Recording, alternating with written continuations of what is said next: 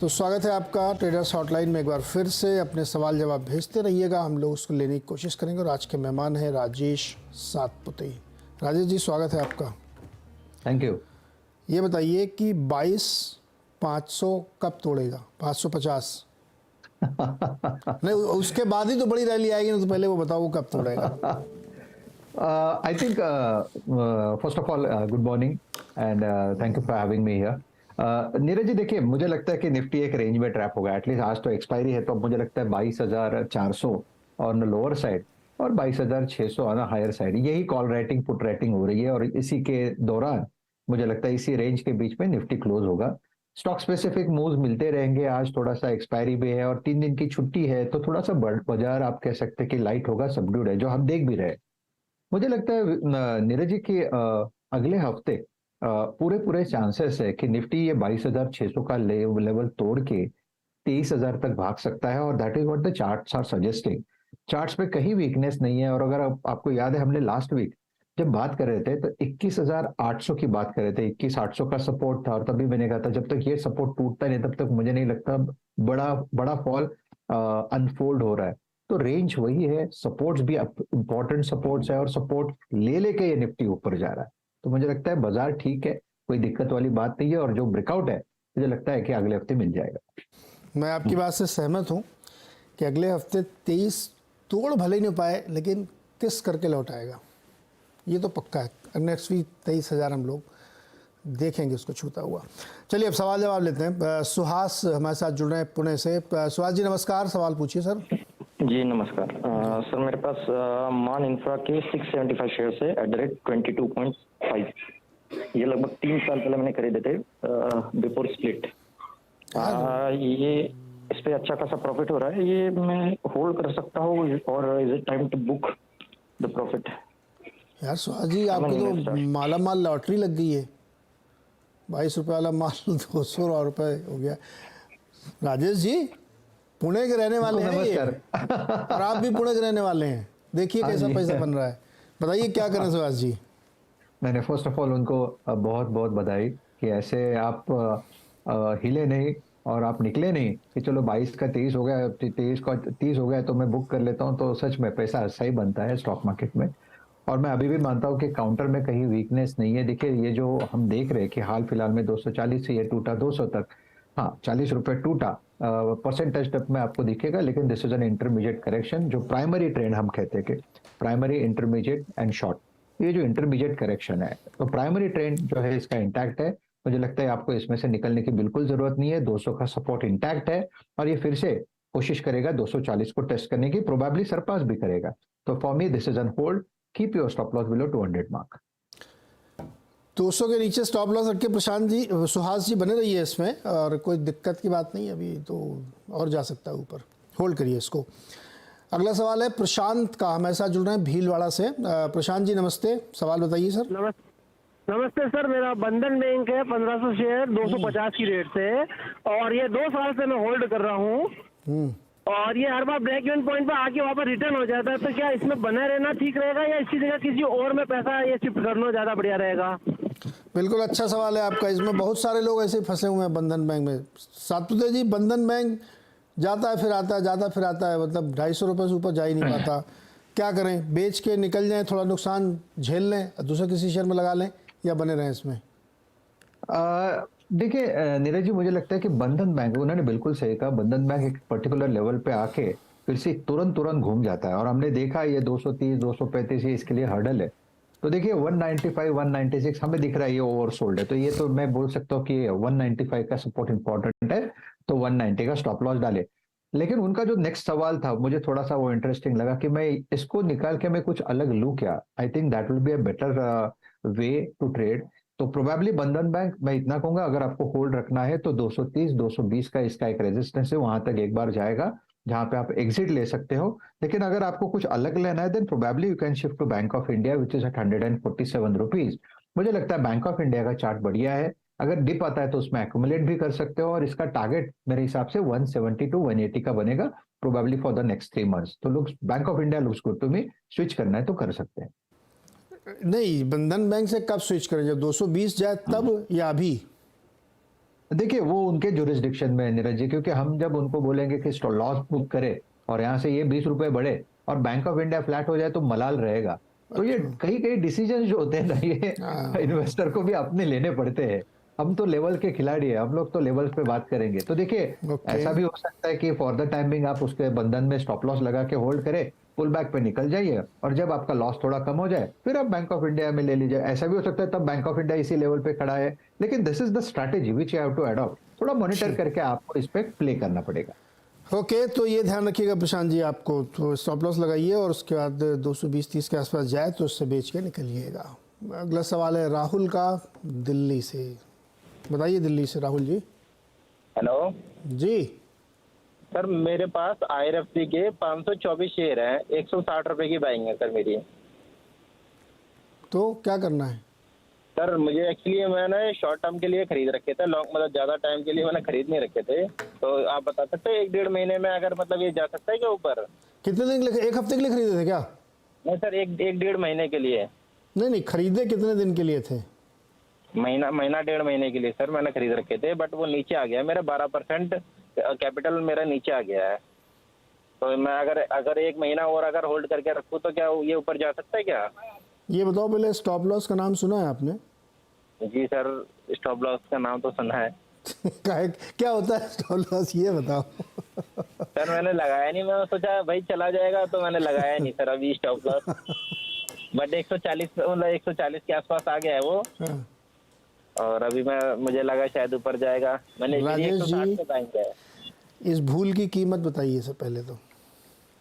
देखिए इस भूल की कीमत और 10 रुपए। यार राहुल जी ना, मुझे रुक जाओ सर।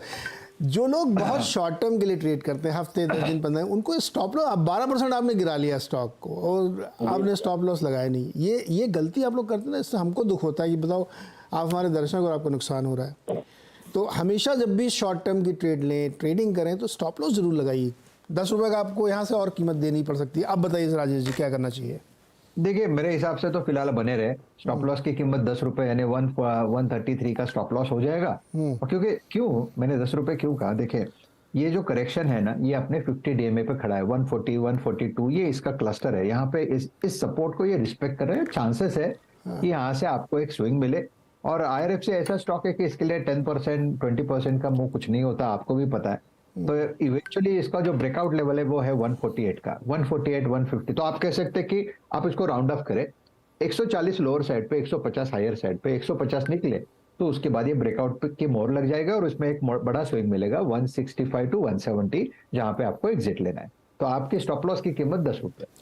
तो 133 पर स्टॉप लॉस रखिए और फिर वेट करिए, और ऊपर जब जाए 160 170 तब फिर या तो निकल जाइए या दोबारा फ़ोन कर लीजिएगा हम लोगों को। अगला सवाल है अनिल कुमार का कानपुर से। अनिल जी नमस्ते। नमस्कार जी। बताओ सर। मेरे पास अशोक लीलैंड के हैं 800 शेयर 170 के भाव से। आपको क्या करना है सर? और सुमिटोमो केमिकल है 450 के भाव से 150 शेयर। 450 सुमिटोमो। अशोक लीलैंड में क्या करना है? होल्ड। अशोक लीलैंड में होल्ड कर रहे हैं।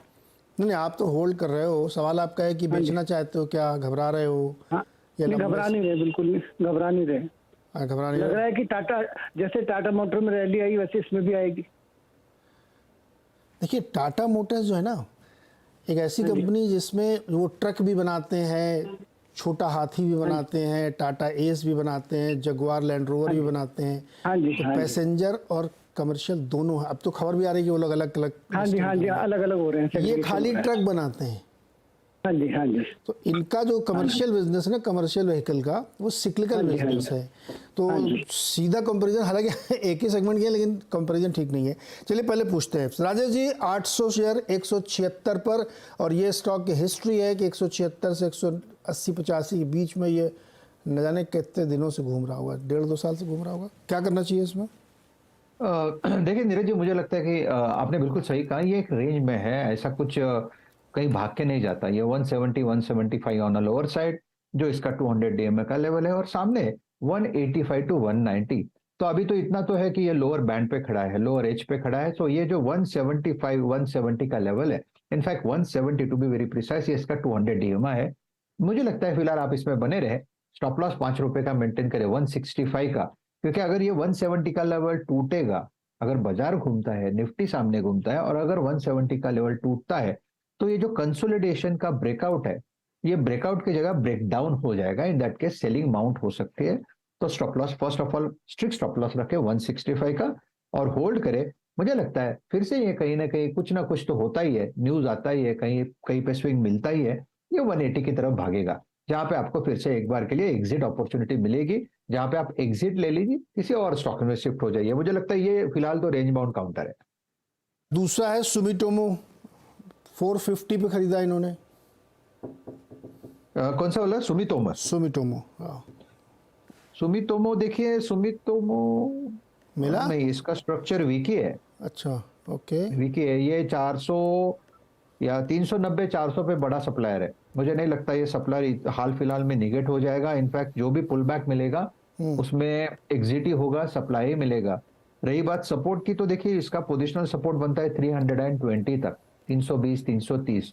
तो ओवरऑल इसका स्ट्रक्चर वीक है। तो for me it's an exit, या probably if you want to hold it, keep your stop loss at 350, strict stop loss at 350, और पुल बैक पे आप निकल जाइए 380 से लेके 400।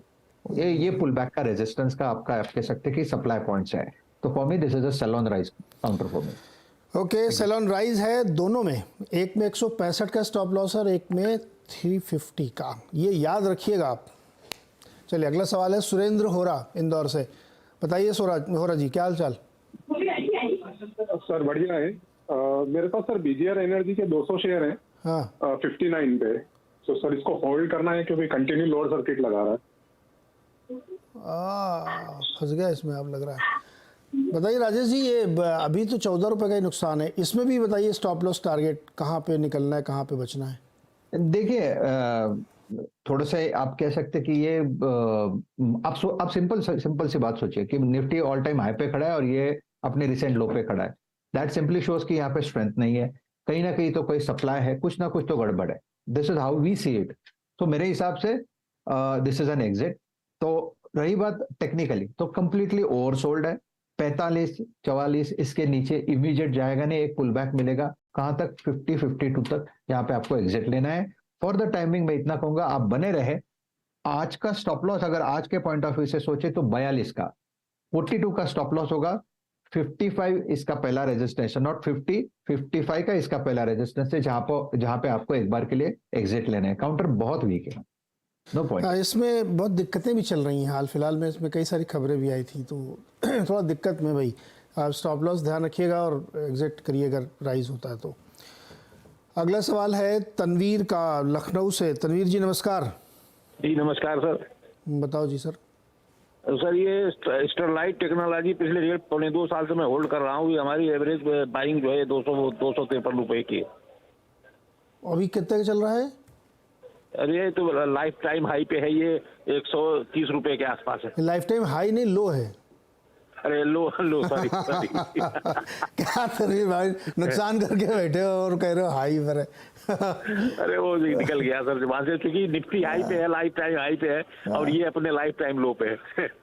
क्या करते हैं तनवीर जी आप? सर मैं रिटायर्ड पर्सन हूँ फिलहाल। तो मैं नौकरी कर रहा था, अभी 1 साल पहले रिटायर हुआ हूँ। कहाँ नौकरी करते थे? मैं सर गवर्नमेंट डिपार्टमेंट में मैं था, इंटेलिजेंस में था। अच्छा, तब तो भाई हो गया नुकसान तनवीर जी को, या आधा है लगभग? सर मैं बहुत लॉन्ग टर्म इन्वेस्टर हूँ। हमारे पास बहुत सारे शेयर ऐसे हुए जो 10-10 साल हमने होल्ड किए हैं। मैं रखूंगा ऐसे भी, लेकिन हमें लॉन्ग टर्म नजरिया बताइए, 2-3 साल के अंदर कुछ हो सकता है? अच्छा पहले बताइए कितने साल से होल्ड कर रहे हैं इसको? 1.5 साल हो गया करीब। करीब 1.5 साल हो गए और ये पैसा बना के दे नहीं रहा, गिर गया है। राजेश जी कोई समय की पाबंदी नहीं है, तनवीर जी लंबे समय तक इसको होल्ड करेंगे।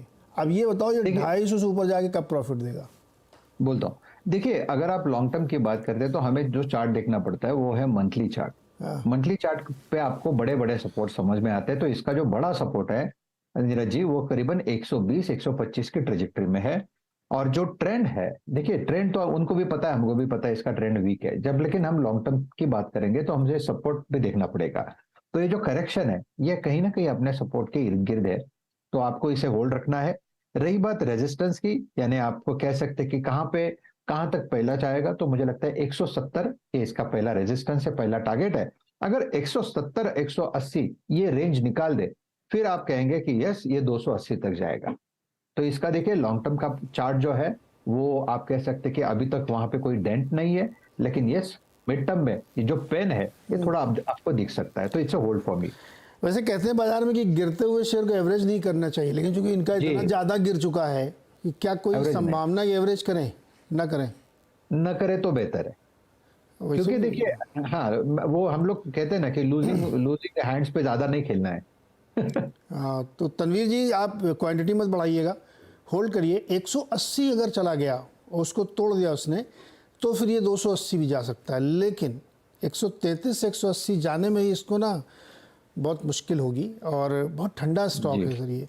लेकिन अब चूंकि काफ़ी नुकसान हो गया, बेच के फ़ायदा नहीं है, नुकसान लॉक कर देंगे आप, तो नुकसान ना लॉक करके आप बने रहिए इस पर, वेट करिए 180 का। 180 आए तो एक बार फिर हम लोग फ़ोन पे बात करेंगे सर।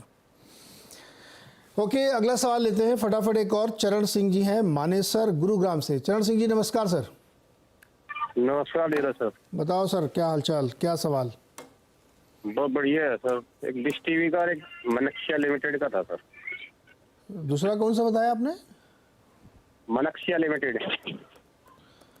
अरे भाई ऐसा ये मनक्षिया लिमिटेड। हाँ, पहले तो राजेश जी डिश टीवी में कोई राय है आपकी क्या? देखिए डिश टीवी ये ऐसा कोई नहीं है, इसमें कोई बड़ी बात नहीं है, चार्ट भी कोई खास नहीं है to be very frank with you, तो इसमें तो मेरा अवॉइड ही रहेगा।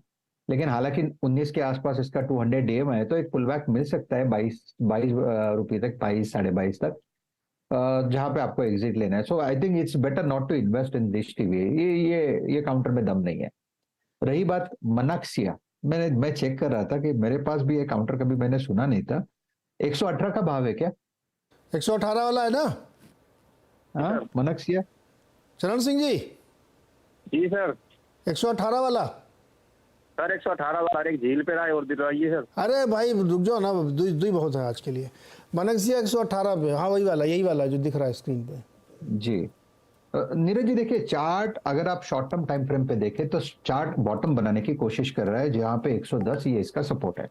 रही बात लेवल्स की, तो मुझे लगता है 110 इसका लोअर साइड का आप कह सकते हैं कि सपोर्ट है, लेकिन सामने 130 135 तक का मूव इसमें मिलना चाहिए।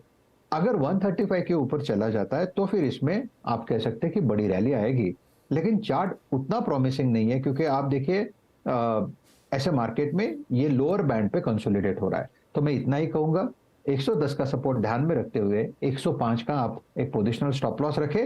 135 के इसका पहला रेजिस्टेंस है, अगर उस लेवल के आसपास अटकेगा तो आपको एग्जिट लेना पड़ेगा। अगर निकल जाएगा तो फिर आप उसे इसमें बने रह सकते हैं, लेकिन 135 मिले तो एक बार के लिए कॉल करके कंफर्म कर लीजिए। ओके, ये राय है इनके लिए। अगला सवाल है अमित का, दिल्ली से जुड़ रहे हैं। अमित जी नमस्कार, सवाल पूछिए सर। नमस्कार सर, मेरे पास 2 शेयर हैं सर। पहला है सर आंध्रा पेपर, 600 रुपए पे 20 शेयर हैं सर। और सर दूसरा है उत्तम शुगर, 360 रुपए पे सर 20 शेयर है सर इसके भी।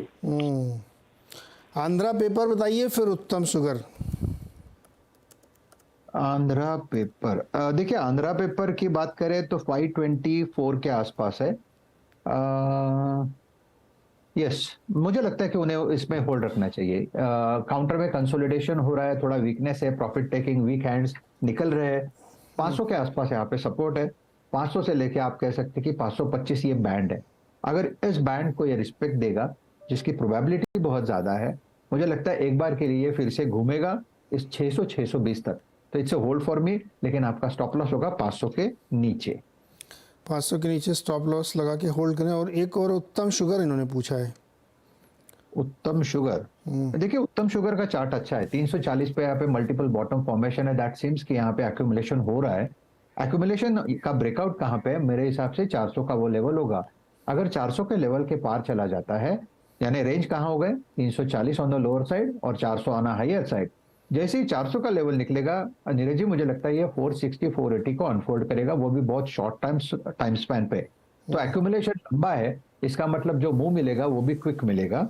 तो आप फिलहाल बने रहे, स्टॉप लॉस जो है 340 के नीचे रख दे।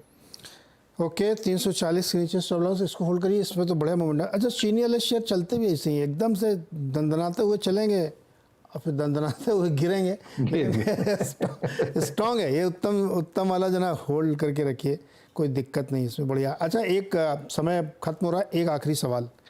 UPL 457 का लो लगाने के बाद स्टॉक ऊपर ऊपर ऊपर ऊपर ऊपर चल रहा है, 481 हो गया है, क्या करें इसमें? नीरज जी देखिए, काउंटर वीक है, लेकिन काउंटर ने सबका बहुत दम निकाल के रखा है, क्योंकि ये F&O वाला काउंटर है। अरे इतना दम निकाला कि इंडेक्स से खुद ही बाहर हो गया। दम इसका खुद निकल गया। सबको लगता है आज नहीं तो कल चलेगा, सबको लगता है टाटा केमिकल चल रहा है, ये क्यों नहीं भाग रहा है। सब लोग इसके ऊपर फोकस रखे हुए हैं, लेकिन ये कि हिलता नहीं है। थोड़ा ऊपर आता है तो इसमें सप्लाई पॉइंट आता है। देखिए पोजिशनली अगर आपके पास है तो आप बने रहे, 450 का सपोर्ट है। अगर याद है मुझे याद है लास्ट टाइम भी किसी ने पूछा था, लास्ट वीक UPL ही था, और तभी मैंने यही कहा था 450 का इसका सपोर्ट है, और 450 के सपोर्ट से इसमें बने रहे। इसका ब्रेकआउट आएगा 500 पे।